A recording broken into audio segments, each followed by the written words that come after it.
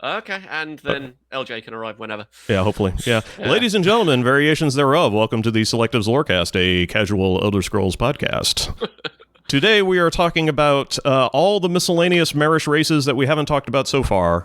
We're just sort of mopping it all up. I think that's LJ just joining right now. My God, you say his name 3 times and he shows up. It's just like the Candyman. And my name's Rotten Deadite, and with me today are people who have not been told what order they need to do this in, so just go anyway. I am James, also known as Aramithius. I am Andrew, also known as the White Guar. I'm LJ, also known as Icefire Warden or Al Hator. And we miss you very much. Yeah. Welcome back. Hello. I'm so happy to see you, dude. I'm so happy to see you. Or see your icon, whatever. Somebody thought ahead and worked up a list of all the races that we're talking about today, right? Yep, absolutely. Okay. We are doing the Direnni and the Falmer. That's the 2. That's what I had on the schedule. Well, Falmer, there's plenty about, so let's do the Direnni first. Okay. Yep.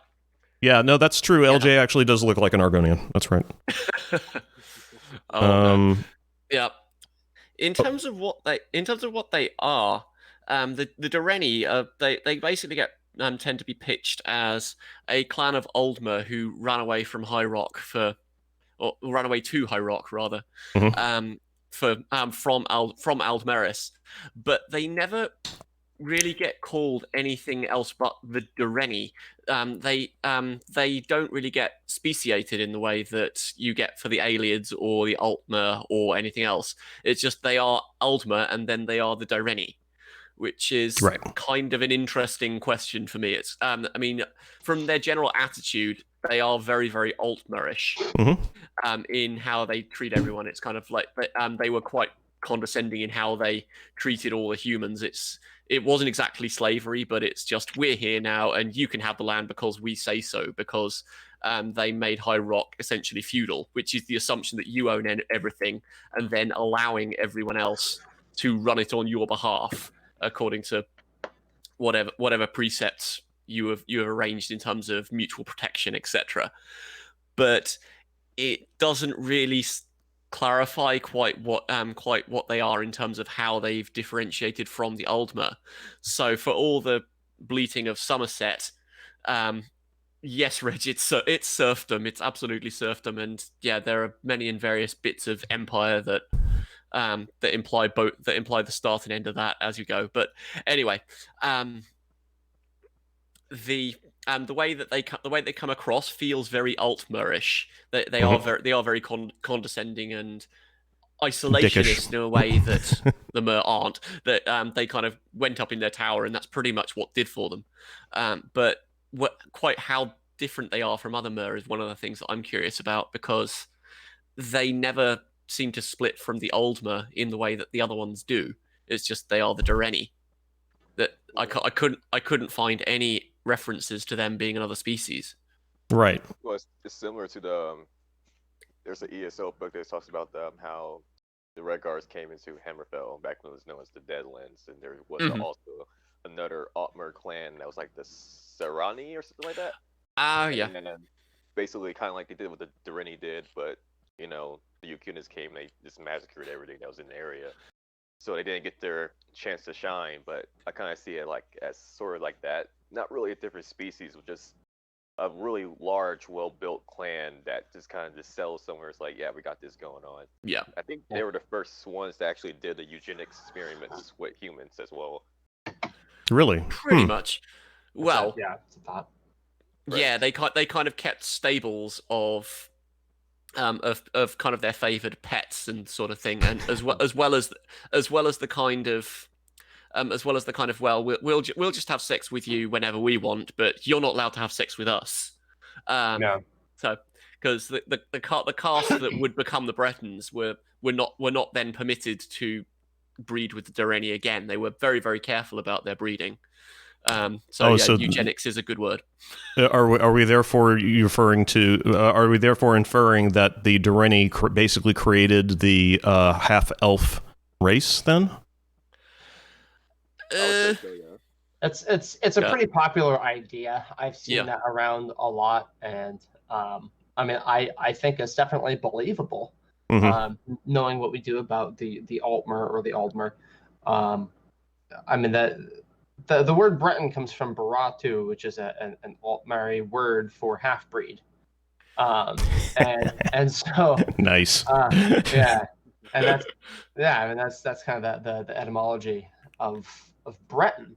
And yeah, the idea is that they would selectively breed the Bretons almost as like an experiment.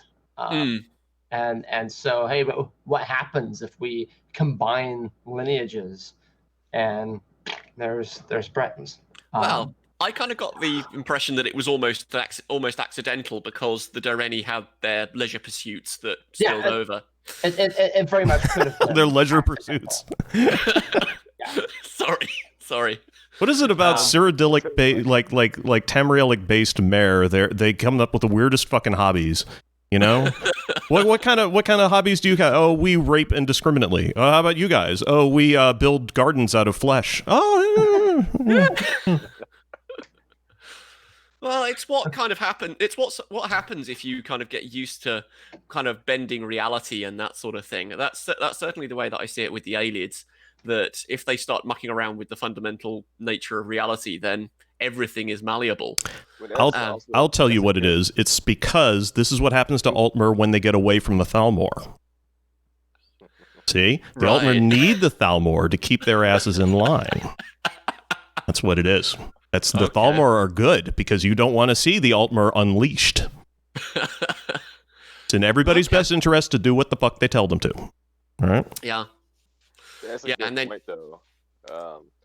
Because the Direnni were the first people in Tamriel who actually dabbled in conjuration magic. Yeah. So they were messing with the Daedra before the Alias were messing with the Daedra. So it's actually pretty interesting. Yeah, and we're also engaged in Daedra worship from one of the things I can say, which one thing possibly leads to another, I'd imagine. So yeah, they muck around with the things which Myr was not meant to know, if you want to get horribly stereotypical. Awesome. That which Myr was not meant to know. It's H.P. Lovecraft Mirror. Yeah. Well, actually, that's literally, if you want to go with the aperture thing at the base of the Dharini Tower, the thing that they go down and try and figure out, that's very Lovecraftian in the kind of, and then they get driven mad afterwards. For good measure, yeah. Yeah. Because you can't not. Yeah. Well, it's a beautiful book. That's one of the things. What Matthew? Nobody's arguing that the Altmer don't build buildings out of poetry. People are just trying to. The point that people are trying to make is it's impossible to render poetry buildings in a video game. That's all. That's what they're trying to say. Unless you can somehow stream LSD. Yeah, I guess. So here's a stamp. Take this before starting the first expansion. So your season passes here. Make sure it's in contact with your flesh at all times. Yes. I think that it also. I mean, the tendency for. I mean, we're sort of joking that Altmer pick up hobbies when they leave the Thalmor, but for a race that lives that long, it sort of starts to kind of make sense a little bit that if you don't have something to occupy their mind at all times, they're going to start making bad decisions. And like children. Well, but I mean, it's I mean, the Chimer didn't come up with the idea of a chaotic and unpredictable world on their own. I mean, out of nowhere, I mean, they didn't just invent it like fan fiction. It was, it was an idea that came to them, and one could argue that, that Veloth's quest to find an extremely inhospitable and terrible land might have been because Saint Veloth knew, as the wise often do, that if he doesn't keep these fuckers occupied, they're going to get up to the craziest stuff you've ever seen. I mean, Moses went up onto a mountain for a month, and when he came back, everybody was worshiping a giant bull. I mean, yeah. you know, like I mean, I left you guys a minute ago, and what the fuck is this even? You know. So. Yeah. Bird elf bad. Well, you know, bird elf unpredictable. That's it. Yep. So, but I mean, the idea of Direnni, of the Direnni clan, and that's and also there's another point that I wanted to make sure we drove home, is that the idea of the Direnni clan being Altmer, like considering themselves to be Altmer, but just a offshoot of Altmer, is just as viable as like the Dwemer clan, Rorken, considering themselves to be Dwemer. It's very similar, you know. That's just what they, you know, it's just a clan. It's just a clan. It's just a clan. Yeah. A very inbred clan. Yeah. Yeah. Yeah, because we don't hear pretty much anything about them trying to get marriages arranged with Somerset or anything else. There's aside from their hegemony and the expansion, they seem almost isolationists. So yeah, I think they are, because there's like a dialogue in like is either in the base game or in the Somerset chapter where someone is talking about how they basically excommunicated Direnni. Like the Altmer don't want nothing else to deal with them. I'm just kind of like, oh, well, that sucked for them. Nobody wants to deal with the thing about the Direnni. They weren't deviant. They're just really annoying. They like to, you know, they like to do that thing where they ask themselves questions and then answer them. It's just awful. Yeah. You can't, you know. Do we like to enslave humans? Sure, we like to enslave humans. That's actually an interesting point. I mean, you kind of expect that if that's if the kind of the cream of Somerset are rejecting the Direnni, wouldn't that be a place for all the outcasts of Somerset to go? Yeah. And actually find a decent society. So are we looking at some sort of Altmerry Australia in effect? Nice. Well, no, because there's no evidence to say that the Direnni were convicted of any crimes. True. So. No, also, High Rock isn't filled to the brim with poisonous creatures. Well, I always thought that the aliens were like came along with the Direnni around the same time. Yeah. And they were just kind of like, that's where they got the idea of like man farming and shit. They were just like, oh, cool. We're gonna do that over here in this place where it's like, you know, a little bit more vegetation, you know, before some shit happened. Maybe vegetation, possibly a jungle. I think I kind of mused last episode that I wonder if the aliens were just Altmer who, because of distance, ceased to be Altmer. It wasn't that they left the Altmer. They separated themselves as a way to expand and then became a separate culture that way. If the Direnni were the same kind of thing, because we know that, I mean, we call Adamantia, the Adamantine Tower, we call that Direnni Tower, and I mean, I don't remember where I got this idea from, but I'm under the impression that the Direnni were there when Adamantia was solidified at convention, but they don't actually gain power until the first era, year 355 or so. And so I wonder if the Direnni were kind of the Illuminati in a way. They're kind of hidden underground. They're studying this tower, this pillar of creation, literally. And then maybe they use their knowledge to help the aliens build white gold, the Altmer build crystal Law. Something like that. I mean, that's something I've been playing with. I kind of like that's cool enough that I almost don't want to pour cold water on it, but I kind of feel I have to. We have in the text once, Direnni Cygnus says that she discovered Balfiera, and that we've got a named individual in that way, saying that they discovered Balfiera. It's not dated, unfortunately, but unless someone can find out precisely who Direnni Cygnus was, apart from a very poorly named swan analog. If we get dates for her, and I don't, just looking at the Imperial Library, I think that's the only text where she's mentioned. Yeah. The book wants. Yeah. Yeah. It doesn't give her dates, but the way that it talks about her discovering it, I don't think they were at ground zero at convention. Kind of weird. Yeah, I may have misspoke. I mean, maybe they weren't there at convention, but they're shortly after. Well, they've been tampering with it again. That book says that they've got a library's full of stuff that they've done to Adamantia to try and work out what the hell the aperture is and how it works and how they can tap the power source. So if anyone knows how towers work, it's not the Aelids, despite the fact that they seem to be trying to duplicate towers everywhere. It's the Direnni, or at least they know more about the tower that everyone else seems to be trying to copy than anyone else. Yeah. I mean, and that may have been what originally prompted the Direnni clan's migration back to Adamantia in the first place.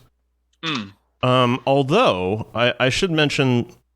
And this is sort of like a general question I want to pose. I have my own theory about why this is, but why do you think the Altmer, who had the strongest claim towards things of the gods, left the entire landmass of Tamriel in the first place for Somerset Isles? As in, what's the reason that the Altmer or the Aldmer split? Yeah. Okay.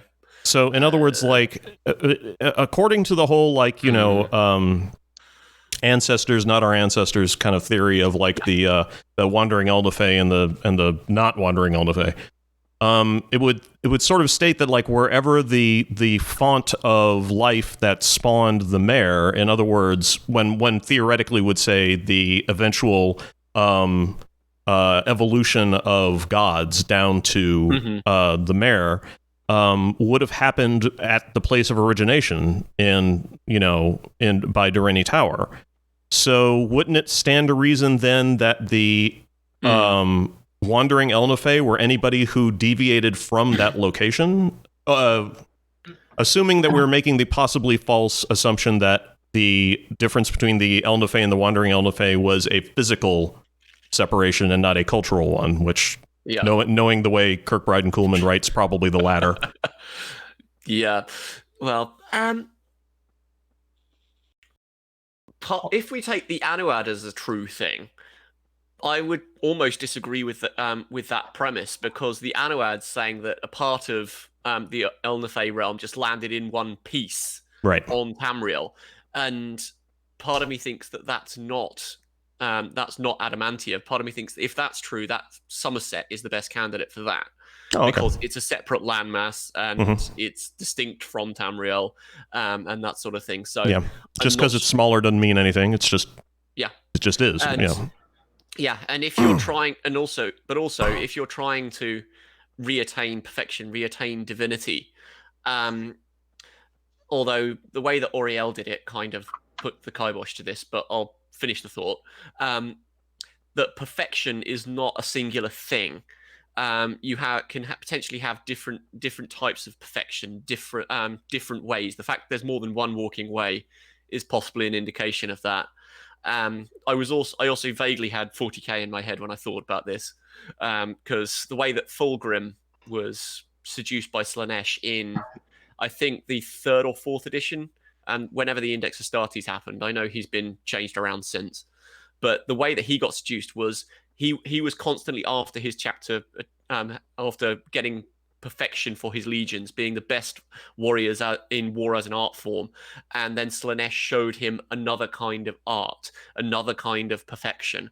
And I think the splintering of the Aldmer is possibly a similar thing, that something potentially gets lost in translation, and you end up with these different accordances. If you want to quote the Numantia Intercept, you have these different ideas of perfection and different ideas of how to get back, which means that people will leave to pursue their own ideas. Reminds me of Chris. Remember back when we first found out that our mirrors didn't exist? We came up with the idea that the north and south poles represented, like south represented perfection that doesn't exist, and the north represented perfection that exists way too well, which is why all more was frozen and why all mirrors is like boiling in boiling in time. Oh. Mm-hmm. And there's that one book that came out. It was like Ysmir the Forewater, like part 4 or some shit, and actually talking about it. And it's like go down to the south of like columns of flame and like steam and fire and shit like that. And I was like, well, to me that makes more sense. Basically, Almeris did exist at one point, but because the Mer are just a fickle group of people, they're like, well, no, this is right. No, this is right. And it's like they literally fractured their homeland through ideology. That's why they all left. So how it was explained to me, the difference between old El-Nefeh and wandering El-Nefeh was that it had more to do with whether they moved after they ended up in Tamriel. Yeah. Not necessarily that they wandered from a single place, but that they were kind of sprinkled around, and whether they moved around made them wandering, and if they stayed put, that made them elves. Which is why we get, like the Dwemer and the Falmer. And maybe Direnni is an example of this. The Merrimer, because they stayed where they were put, whereas the men, they fucked off to Atmora. They went somewhere else. That the Yokunins showed up, the Regatta. That they wandered from their original place, wherever that happened to be. I guess in their case, Yokuda. And so that's why we call them wandering and old El-Nefeh. That's really the main distinction. And I had another point, but I don't remember what it was. It may come back. But yeah. Well, maybe we should just transition to Falmer, since we just brought them up. Works for me. Yeah. Yeah. So everybody knows the Falmer, right? Yeah. Everybody here's played Skyrim. They were in a bad spot with the Nords, and then the Dwemer came along and, air quotes, rescued them. And now no one has any problems at all. No. How dare you say air quotes? They totally rescued him. Okay, I'm sorry. Yeah. Well, took them out of the frying pan and stuck them in the fire. Yeah, and they rescued them from one thing. It doesn't. They said nothing about not doing worse to them. Yeah, exactly. Well, I mean, I think I think what LJ is probably going to start mentioning at this point, and the same thing that I like to talk about is, and something. I mean, unfortunately, the Falmer are going to.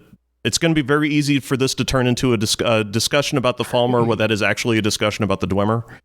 Yeah. But I like the idea that a lot of lore fans have, that the Dwemer actually did think that they were helping the Falmer by turning them blind and brainless.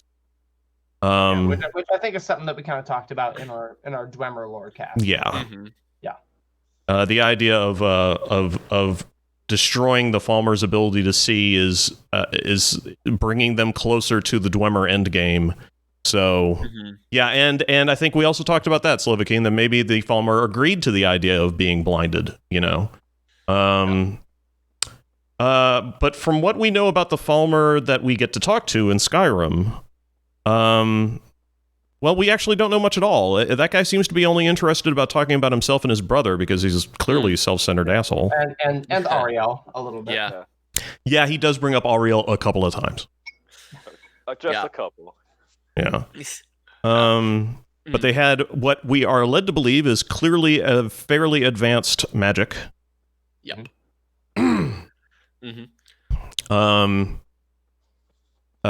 They did have the ability to manage portals. Yeah. Portal magic, which I seem to recall reading something on TES lore that was actually quite perceptive about the Falmer's ability to produce. what are effectively portals into not teleportation magic, but doors, basically portals from one place to another. I cannot for the life of me remember what the point was. Was it using light and reflecting that off of ice or water? Oh, it might have been. Because that was a Max Blair idea that I really, really dig. The idea that it's like a mirror, sort of. Yeah. So because it's reflections, and I mean I have my own out of game writings that I've done about that, but we'll talk about them then. Yeah, which is yeah, I can do that. Well, you ask so much, Chris. Yeah, the idea was, I mean, the snow elves and elves have, at least these particular elves have some connection to memory, and that's why they use water or ice to reflect light, which they also hold sacred, onto a flat surface. This creates an image of another place. I like to think that image is backwards, like you're looking at a mirror. And it's at the time I was taking this philosophy class about time, and it was actually a Doctor Who philosophy class, but the tenured professor, anyway. the tenured professor was like, "Oh yeah, I'm tenured. I can do whatever I want. So I'm just going to tell them it's time philosophy." I'm tenured. Yeah. Was he wearing a bow tie? Did he have a very long scarf? He didn't have a scarf. He was super cool though. Was your teacher Matt Smith? Yeah. No. I told him my favorite doctor was William Hartnell, and he gave me a fist bump, so that was cool. The correct answer is Patrick Troughton, dude. Come on. So anyway, we were discussing philosophies of time originated from a Scottish philosopher, MacTaggart. And he had this idea that there are multiple ways of viewing or thinking about time. A series time is linear; it's all cause and effect. Yeah, right. Whereas B series, it's more like a big ball of wibbly timey-wimey stuff. Yeah, and so we can call that block time too. It's, if you imagine it in a three-dimensional way, every point is a different event in potential time. And then there's the C series time, which he didn't write a whole lot about, but no, I was gonna say. Yeah, I understood it that it's a lot like A series time, but at any point the events can reverse their order. So it's you got event A, B, C, B, A, Z, Y. Right. So it can kind of bounce back. Okay. And forth. And what that reminds me of? What's that? Reminds me of gel. Ooh. Hi, Felix. Yeah. Hello. I didn't want to say anything. I didn't want to interrupt anybody. Yes. But so the whole point of this piece I wrote, it's called "The Musings of a Fifth Era Falmer."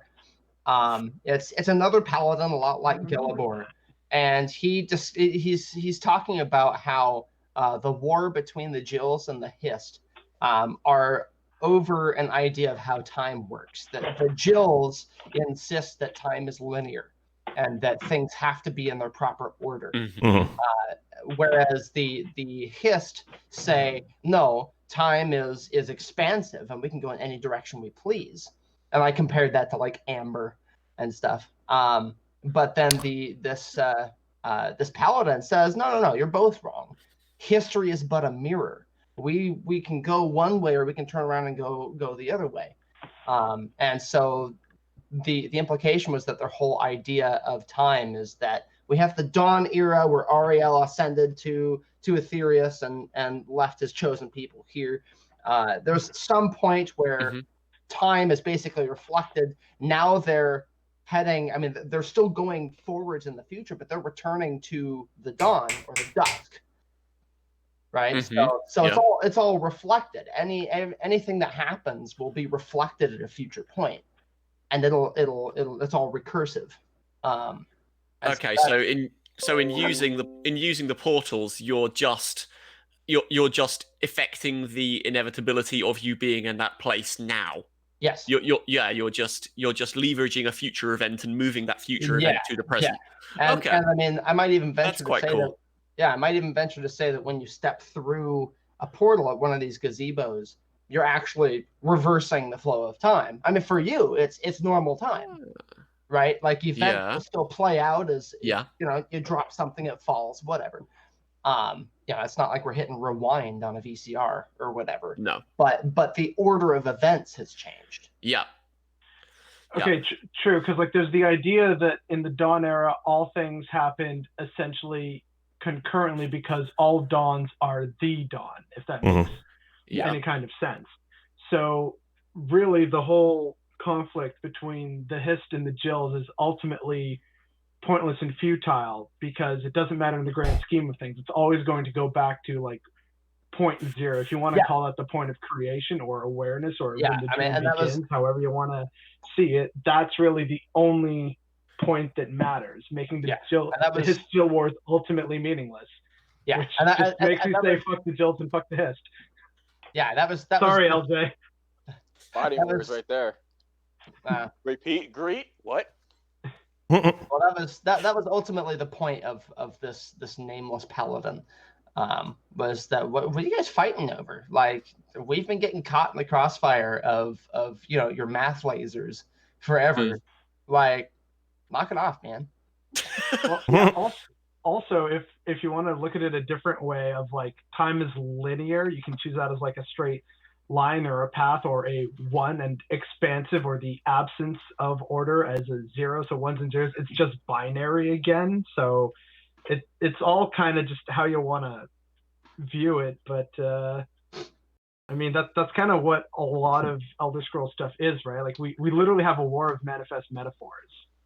So words and their importance actually have a lot more power than we would traditionally ascribe into like real life, which is why I actually find the writing system that they seem to have introduced in Esso for the Argonians to be really interesting.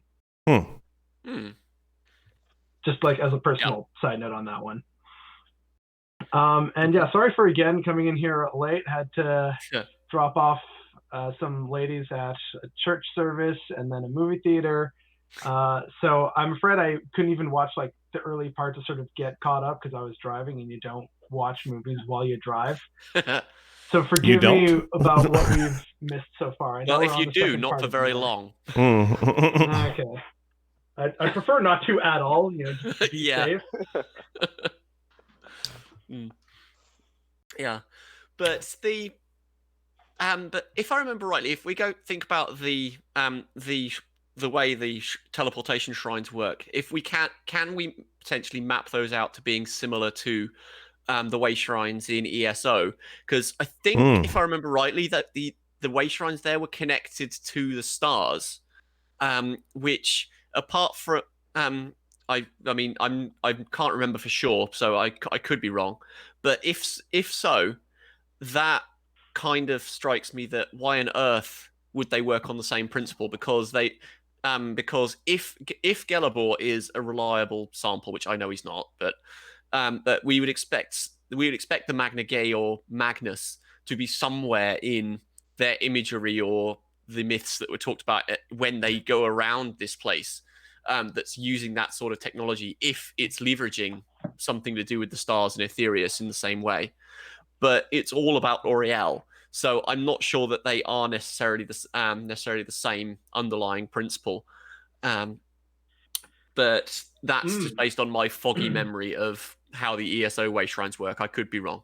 It gets even weirder when because in the book that's describing the way shrines, they talk about how that was also part of the Dharini creation. And and in Skyrim, when they go, because like I agree with you, I think it's really weird that Magnus isn't really brought up a lot when they talk about the stars and the sun and shit like that. You actually have a statue of Oriel holding the sun, which I was is gonna get really to that, interesting. And it's like you're kind of like, like what happened to a big old Maggie boy, is he not the sun anymore? Yeah. Well, no, I have some heretical thoughts on that, but I don't want to distract from the topic, so we'll come back to that later if we want to. Share Yeah. your heresies with me. Yeah, I was going to say, do they kind of view view the sun as a connection, as the way that Auriel ascended in some way, shape, or form? That is the way that Auriel ascended connected to the sun rather than Magnus. Just to explain that substitution. I think I have like an answer to that, is because I think it's in I forget if it's in the monomyth or the annotated Annuad or Anuad, where it basically says that following the second battle between Anu and Padme, when they that resulted in the creation of Nirn, and Padme tried to come back, Anu pulled them out of time and then apparently proceeded to sleep in the sun. Yep. Or something like that. And since the subgradient below Anu is Anuiel, and the subgradient of that subgradient is Auriel, that's where the connection between the sun comes from. So that's the actual established in-game lore version. But I have a different heretical thought, but we can talk about that in a casual lorecast or something. But to answer your question, that is definitely why there's the association between the sun. Is because Auriel is technically the second subgradient of Anu. You have Anu, Anuiel, and then Auriel below that. Right. Well, and not to mention that the Anuad in the development stages, it was actually titled the Bosmeri creation myth early on. And so if we take into account spinners and all that, what are we actually seeing? Is this actual history that the spinners have told us and have brought into reality, or I don't know. Well, wait, unless maybe there's a connection between spinners and the web spinner Mephala, which brings in some weird which I have some heresies about that, but I also have another thought on that too. Sure, because you have a Shore, Son of Shore, to go back with your whole light and mirrors and everything you guys are talking about. There's a line where he actually talks about Magnus, and he says he's been replaced by mirrors. Yeah. So, yeah. You also have Meridia, who can slide on light, and there's a lot of mirror imagery with her and how she made a dragon out of light, a rainbow light. That's how she travels through time. It's low key. I still have my biggest heresy about Snow Elves is that I believe that Snowthroat was created by Magnus, but that's my big fucking theory. Didn't you suggest that was the epicenter where the Leaper Demon King left Mundus? Yeah, he jumped up and the mountain just formed behind him. Yeah. So in other words, Snowthroat is basically Tamriel's first ever space elevator. Exactly. I like it. I dig it. That's actually another question that I wanted to go through. The whole Eye of Magnus stuff and the Falmer. Okay, I've offended Chris. He's gone. But you saw his eyes roll. Here with your bullshit. Yeah, it's just that narrative. Doesn't really make a whole lot of sense to me. The whole way that it's presented in Night of Tears, of the search for the Eye of Magnus beneath Sarthol. It makes sense because you suddenly rediscover it in the Fourth Era. But if that text is actually true within the whole of the lore, why on earth wasn't the eye found sooner? Is my big bugbear with that. But if we are then starting to connect the Falmer with Magnus and the sun and this, that, and the other, do we have any sort of indications anywhere or any thoughts about what they think of the Eye of Magnus or would have done with the Eye of Magnus had they got it? I think the name the Eye of Magnus is a misnomer. Yeah. Exactly. Just because we ascribe Magnus to it doesn't mean it actually has anything to do with That's Magnus. true. My thought is that it was created by Sothasil. Because it's described as being created from a borrowed Dwemer craft or something like that, and Sothasil inspires a lot of his own creations are inspired by Dwemeri technology. factotums and the fabricants and all that. Those are all inspired by Dwemer. Not to mention in ESO, when you're on Artaeum and you go into the Kepra Tower, there are these little basketball-sized Eyes of Magnus just kind of chilling. Two of which are within Sothasil's chambers. So, is this something that Sothasil created using some kind of Dwemeri tonal architecture or something, and it ended up being the prison of Kinmune? I don't know. Okay, I'm glad you mentioned Kinmune because I was going to bring up then, so then how does Kinmune fit into all this? Because again, depending on who you are in the community, you either ascribe that the Eye of Magnus is actually Kinmune or it's not. And this is actually a huge contentious point in the community. So I would love to know your thoughts on that. I kind of think that it's not, simply because of the way it's dismissed in ESO. So I'm just going to register my dissent and duck out of this part of the conversation for now. Well, we know that ESO, they saw that. Like, they wouldn't they wouldn't name Allwinterway the proxy queen just because. It was clever, but I see you, Zos. I see that. But I think the Eye of Magnus is meant to be a container. It is not literally Kinmune. It just contained Kinmune. And it's Sothasil's Pokeballs for the Pocket Cabal and everything else. Yeah. Well, there are lots of Pokemon references in Elder Scrolls. Like MK did it on purpose for a lot of pieces. But there was one text that he did. It was one of the sermons. Yeah, it was. It was the Pocket Cabal. What I'm riffing off. Yeah. No, I just love the idea now. It's like, Sothasil used Kinmune. It's super effective. Yeah. It used first. Arb has hurt itself in its confusion.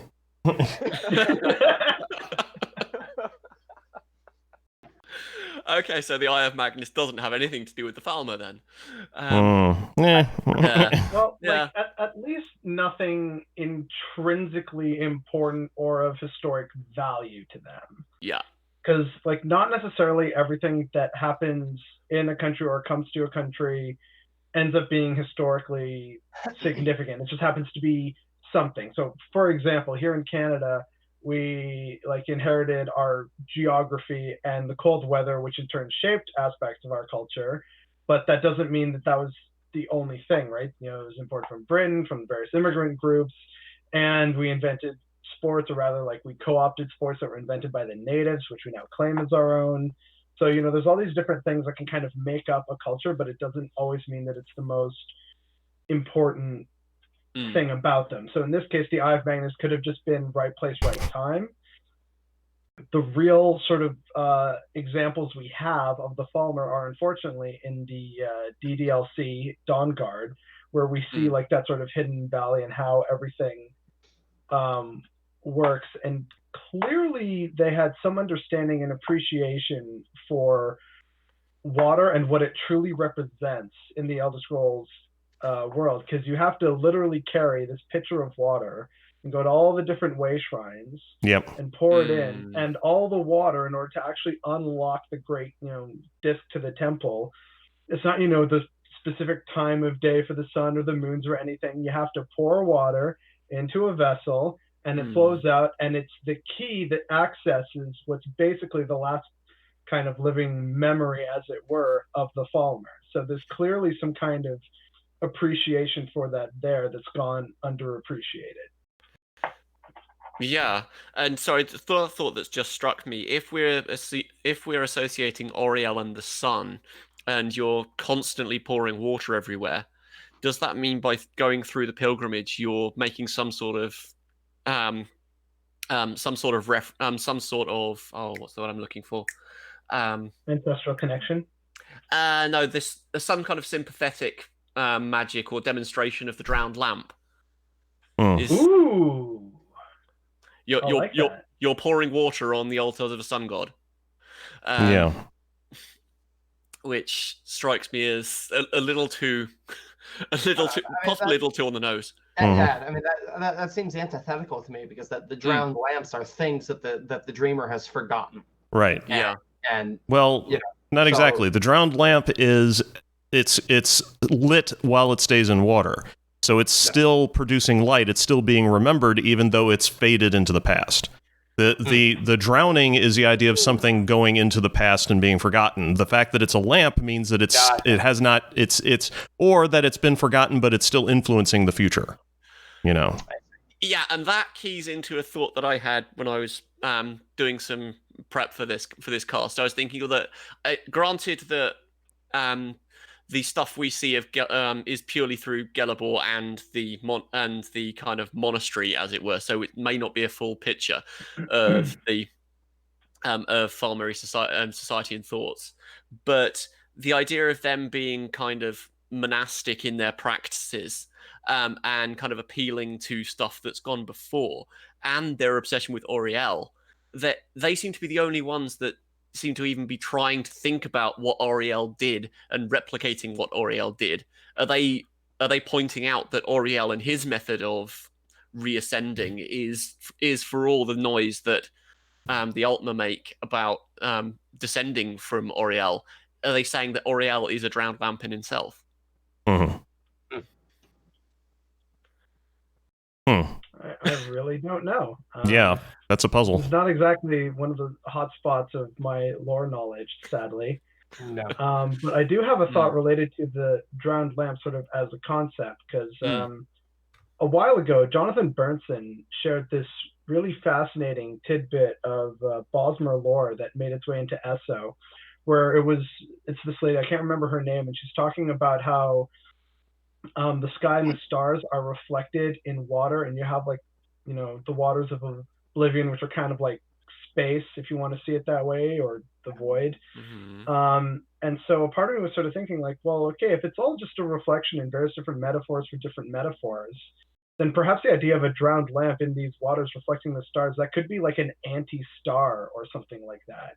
That's not necessarily guiding you or deciding the fates of the heavens. It's kind of just it's an anti-star. It's trying to do its own other little things. But that's just a kind of side note heretical thought that ties more to the Bosmer rather than to the Falmer. And the problem with the Falmer is we have very little to go on.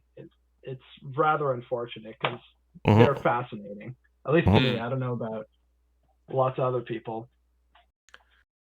When you bring up the idea of anti-stars that don't guide you in your fate, it reminds me of the serpent, which is made up of stars. Then, of course, that reminds me of the prisoner who was like, "Fuck all you guys, I do my own thing." And, Well, I mean, I heard a very convincing argument that the unstars are the hist. And it comes from the Children of the Root, and how the roots were spat back into Mundus. They didn't leave Mundus; they came back. Those roots are the hist.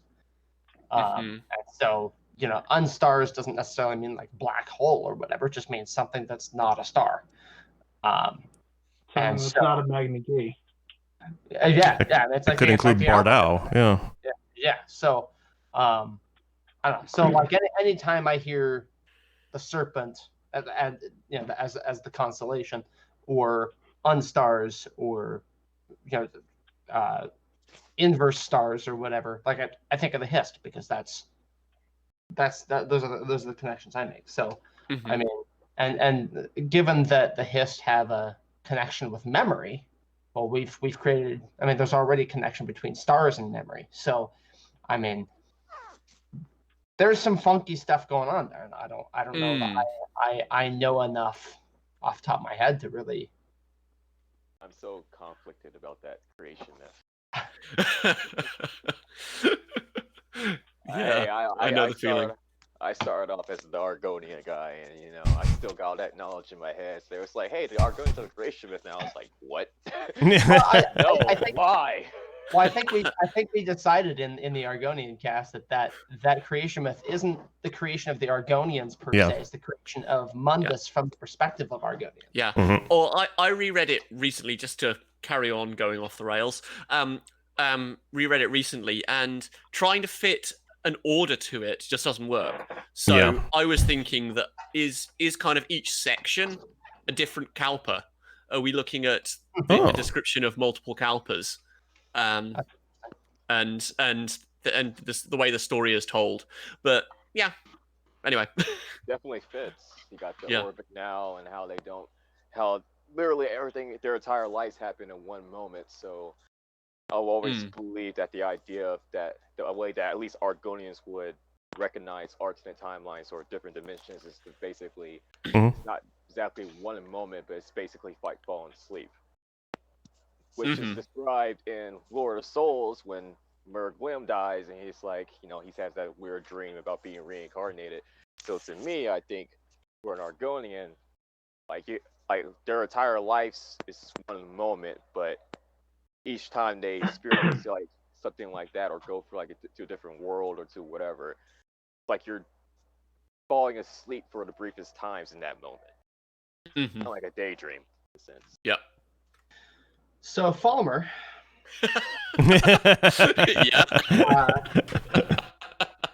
Just a hard jerk back on on the old rails here. Well, I know that there was a bit in Skyrim, and I mean most people are pretty familiar with this, but there's Calcelmo's tablet, and this gives us the biggest insight into the history of the Falmer, and it tells us of the relationship between the Falmer and the Dwemer. And does anyone want to talk about that? Or well, we discussed it pretty seriously during the Dwemer cast. Oh, we did, didn't we? We did. Yeah. That's right. With the idea of the, I mean, we raised the concept of the fall. Well, I'll put it this way. Here's one thing that we didn't talk about. We didn't really talk about why the Falmer agreed to the pact in the first place. No. I think they're just scared. Now, I think that we can all agree that the Falmer, judging from the tablet that you get in Skyrim, it's probable that the Falmer didn't fully understand what they were signing up for. But, or that the Dwemer changed their minds at some point, and just decided, I think what these Falmer need are some mushrooms. But they, and that the Falmer had absolutely no idea what was going on until it was too late. But that feels unlikely to me. It feels like you're kind of selling an entire culture short to say that the Dwemer just started poisoning them and the Falmer didn't really realize what was happening, and that just seems a little hard to handle, Well, I mean, the Dwemer were like colossal pricks, though. Well, sure, but that's not the point. The point is that if the Falmer, let's say hypothetically speaking, the Dwemer were in the process of poisoning the Falmer, and there's two ways that they could have gone about doing it. Obviously, there would have been a fast poison which acted immediately and just blinded all the Falmer permanently, and all their offspring of the Falmer permanently. Which strikes me as dubious, that a poison could not only poison you, but all of your offspring as well. But it seems far more likely and believable that the poison would have been something that slowly integrated itself into the being of the Falmer.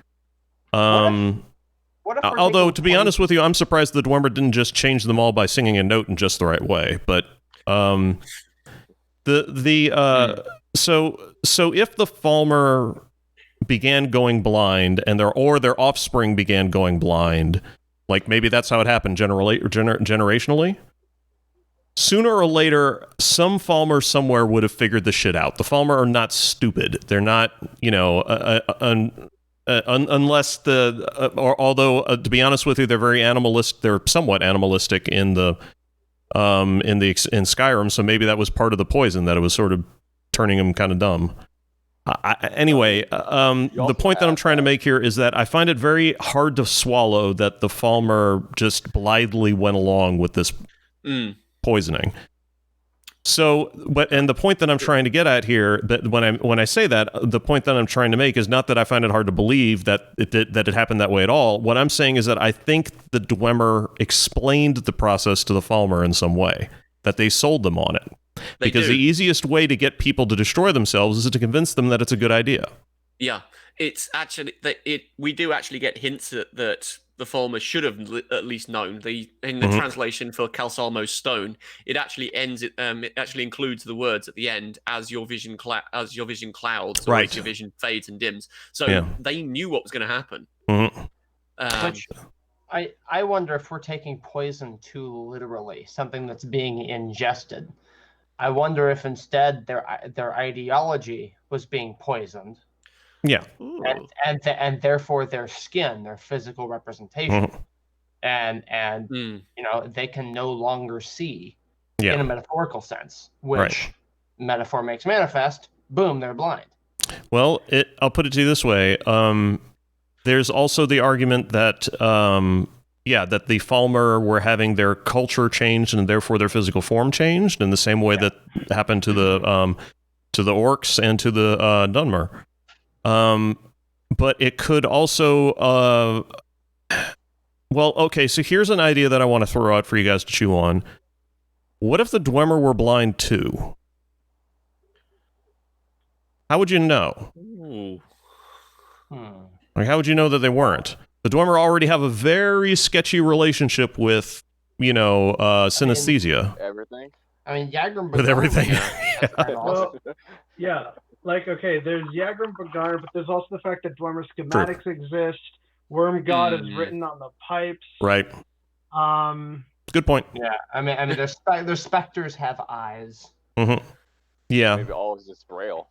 Radagast Sterngnithms helps you reforge the Blade of Nerevar, True Flame. Yep. Oh, and there are Dwemer goggles you can get in ESO. And that you can see out of, which immediately means that, I mean, okay. So sorry to rain on your parade there. No. It was literally an idea I just came up with. So what if? I'm sorry. What? Oh, here's another one. It's like because the Falmer were super into the sun, the light. Maybe the Dwemer took away their sight, split them in eternal blackness, and that's what caused them to change. Ooh. Yeah. I could definitely buy that. Yeah. They literally had their light taken away from them. Which is interesting because their souls were changed from white to black too. Yeah. Or from black to white. Other way. Yeah. Yeah. So. I don't know. That's I like the idea of the light being removed from them. That feels pretty good. Because because they're clearly not worshiping Ariel in the or anything for that matter when they're blind. But then the Dwemer the Falmer that we meet that aren't blind still understand the old ways. But the Falmer that we meet still have access to the Forgotten Veil or whatever it is, where it's still open and it's above ground. The only other sanctuary we see below ground that is truly Falmeri is during the Thieves Guild quest line in Skyrim, where you have to steal the eyes of the Falmer, these two massive giant jewels. And it's the only depiction of like a Falmer that we see, which interestingly enough paints him in this kind of like Nepali, Kashmiri, Tibetan kind of garb, which I'm always for. And one could assume that was kind of the last thing that they built to their culture, and it was underground where the Dwemer usually hung around. So not just being absent from the actual light and the warmth of Magnus the sun, which as we see from their depiction of Ariel, there's also connections to the sun there from that. So being away from that, and if all magic comes from that hole in Aetherius that is the sun, then being away from that and having the absence of it starts to wear away at your very sense of self and being, which is why the Falmer became animalistic. So we can also look at the Dwemer poisoning them, because they say, like, to eat the magic fungus. We could also see it as the Dwemer kind of indirectly poisoning them by keeping them underground, because it's safe under here. we're fine under here. We're fine. We're the But we're Dwemer. We crazy got as all this as a bag of rabbits. So yeah. Yeah, so Yeah. it's kind of like, it's fine for the Dwemer, but it's not fine for the Falmer, who rely on that kind of magical, Connection. spiritual, ethical sort of connection or manifestation Well, with the sun, and being absent from that is what ultimately poisons them. well, is You could see it it that way. what texts or dialogues do we have in Skyrim that outright state that the Dwemer definitely poisoned the Falmer or did something? I mean, I'm sure there's stuff out there that says that the Dwemer did something, air quotes, to the Falmer. But do we have anything stating that they absolutely did poison them, or was that just a suggestion? There is one text that does say that they were fed poisonous fungi. Okay. It's a text by Ursa Uthrax, which is Sounds orcish. don't know when on earth it was written, but that I know. So it says that they forced them to consume the toxic fungi that once grew deep underground. As a result, the snow elves were rendered blind. Which just that phraseology feels a bit weird to me, because that implies that the toxic fungus that drove them blind isn't there anymore. Yeah. Which makes me think it wasn't the fungus in the first place. Or that's speculation of some kind, yeah. Yeah. So it wasn't the Dwemer feeding them stuff, it was the Dwemer doing something else to them. Yeah. That's an interesting point. Like, because what my next question was going to be, is this source reliable in any way? Like, is it authoritative in any way? Because it, or is it reinforced? Because if it's somewhat speculative, then we could. I mean, as always, I always like the idea of cultural shifts determining, physical whatever. I mean, I think that's a neat idea, but yeah, that's only the one text that just from a quick search of the Imperial Library. Okay. That is the only text that has the words Falmer and fungi, or Falmer and fungus, or Falmer and mushrooms, anything like that. It's that one text, and that's it. Which does feel like a supposition from the way that it's presented, the way kind of this stuff once grew there, but it doesn't anymore. So why did it die out? It's not. Did the Dwemer really harvest all of it to the point where it was completely gone? Yeah. Or did the Dwemer do something else? That feels a little odd. Yeah. Yeah, I agree. Unless it was like that myth, that Roman contraceptive stuff that apparently got harvested to extinction. Yeah, right. Yeah. Well, from what I'm seeing on the UESP is that it's Gelibor's dialogue where he says that it was a fungi that rendered them blind. Right. Okay. So we do have. Okay. Well, he would know. Yeah. Well, maybe not. He may only know so much, right? He's one of the few last ones remaining.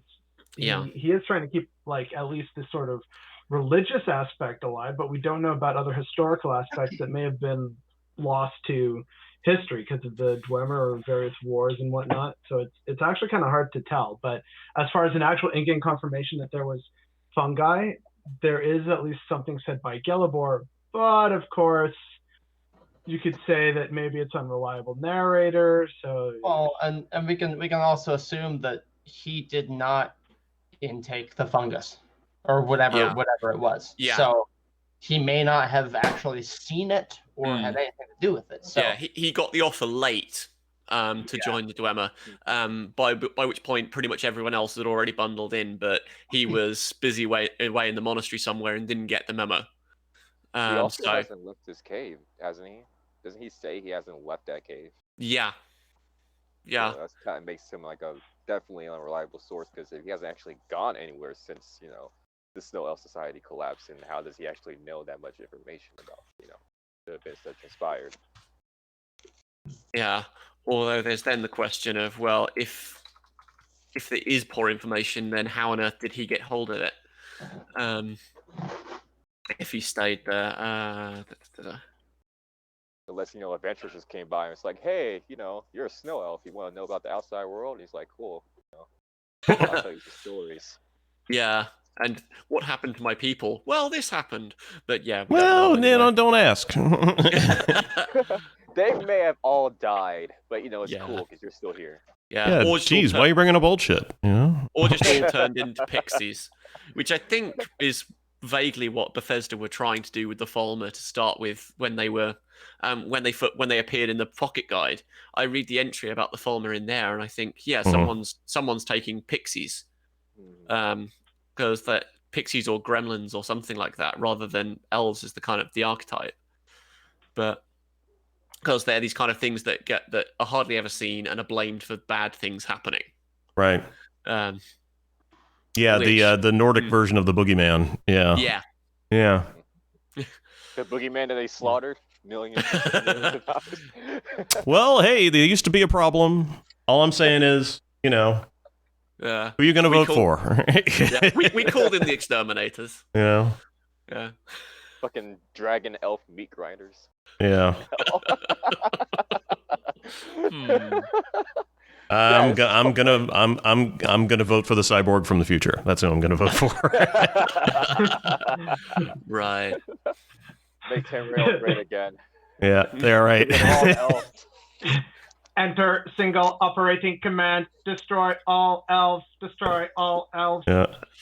Well, I think that's going to do us for our time today, folks. We've been doing this for an hour and 15 minutes, so we pretty much hit it. Yes. Does anybody have an idea for the next cast? Are there any kinds of elves that we haven't touched on yet? Well, yeah, but are there any kind of elves that we can talk about at great length? If someone says no one says it at all. Don't say it. You're forbidden to. I mean, we kind of brushed on Mayormer last time. Yeah. Didn't we? I don't know how in depth we went. Yeah, we did our best. There's a little bit of data that you get from ESO, but there's not much. We could do a Riemann cast. I would certainly be on board for that. Okay. Well, Slovakine has pointed out miscellaneous men, which is kind of Kothringi, and I'm almost struggling to think of anything else. Yeah, it's not.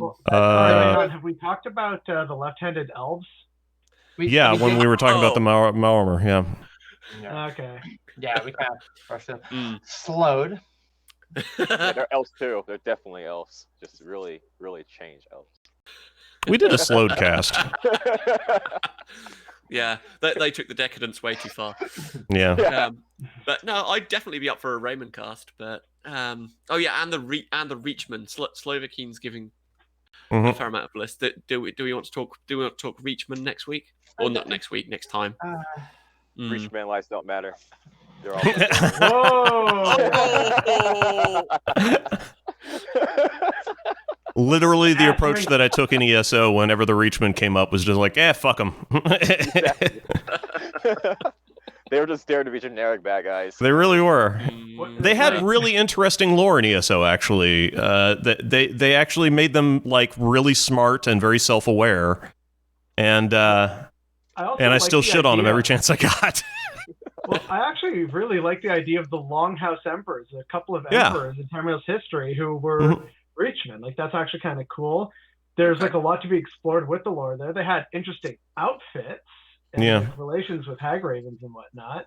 But it basically felt like they were like, hey, I want to make the Bretons my poor understanding of Native American culture. That's kind of what it smacked of in Skyrim. Of like, hey, here's white people, but they're natives, and look how savage they are with their witchcraft.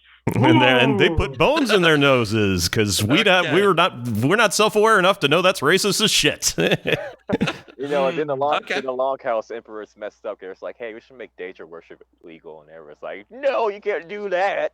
That's bad. Okay. there's the Dwemer from like across Tamriel giving like finger guns at them, like, hey. Do it. Hey, You well, come got on mine. over. We got T-shirts. So do we have enough for a miscellaneous men cast, even if we're just going to be making bad jokes the whole time? About Reachman? Yeah, that's true. We could probably do that. Hey, All right, look, we let's got meme Reachman next on the next one. All right, yeah, we'll absolutely do a Magna Gay cast. That's a great idea. Yeah. I don't know how Yes. we haven't done one yet. Because we haven't really got to talking specific divines or types of divines yet. That's or true. Types of That- Metada. That's right. Yep. That's what we're gonna do. Yep. We've already done a slowed cast. I'm telling you, we've done. We did, Yeah. we did a Somerset cast. And When the the slow- Arperia Yeah, the slow came Oh, up. right. Yeah. No, you're right. You're right. You're right. Yeah. Give Andrew what he wants. Give him slowed. Okay, so thanks very much for everybody for brilliant. watching, and we will see you again in probably the not next week, but the week after. Yep. So long. Bye, everybody. Everybody, goodbye. Bye. Bye.